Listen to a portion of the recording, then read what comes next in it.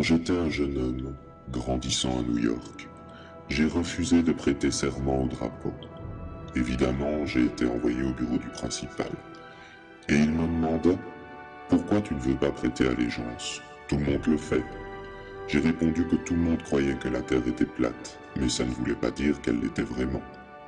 Je lui ai expliqué que l'Amérique devait tout ce qu'elle possédait à d'autres cultures et à d'autres nations, et que je préférais plutôt prêter allégeance à la Terre et à tous ses habitants. Inutile de dire qu'il ne fallut pas longtemps avant que je quitte complètement l'école. J'ai donc installé un laboratoire dans ma chambre. J'y ai commencé à étudier la science et la nature. J'ai alors réalisé que l'univers tout entier est régi par des lois, et que l'être humain et toutes les sociétés entières étaient soumises à ces lois. Puis vint la crise de 1929, ou ce qu'on appelait à l'époque la Grande Dépression. Je ne comprenais pas pourquoi des millions de gens étaient sans travail, sans abri ou affamés, alors que toutes les industries étaient bien là et que les ressources n'étaient pas plus rares.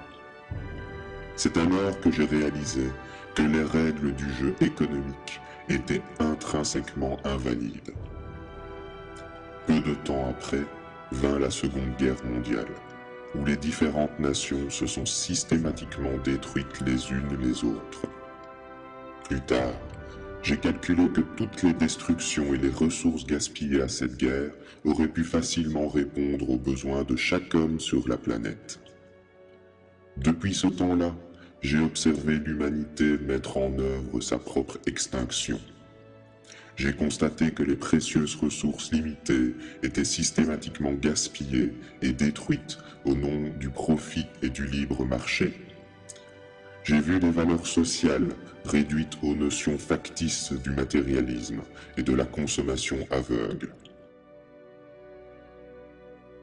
Et j'ai observé les pouvoirs monétaires prendre le contrôle des structures politiques des sociétés prétendument libres.